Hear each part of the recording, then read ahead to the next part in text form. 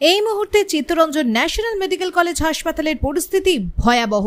বিধায়ক স্বর্ণকমল সাহা এবং জাভেদ খান এলেন, কিন্তু ট্রেনি ডাক্তারেরা গো ব্যাক স্লোগান দিতে শুরু করে। উত্তপ্ত পরিস্থিতি।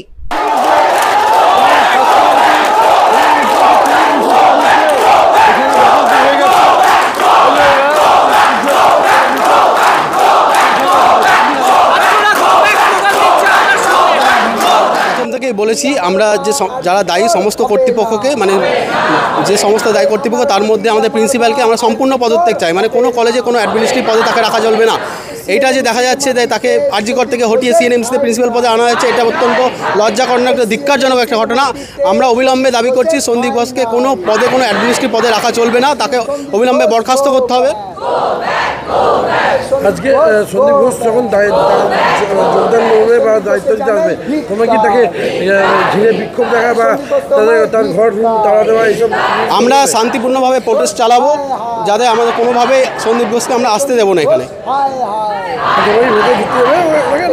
না, আমরা ভেতরে ঢুকতে দেবো না, আমরা এখানে অবস্থান করবো। তাকে যেতে হলে আমাদের উপর দিয়ে যেতে হবে, আমাদেরকে মারিয়ে যেতে হবে।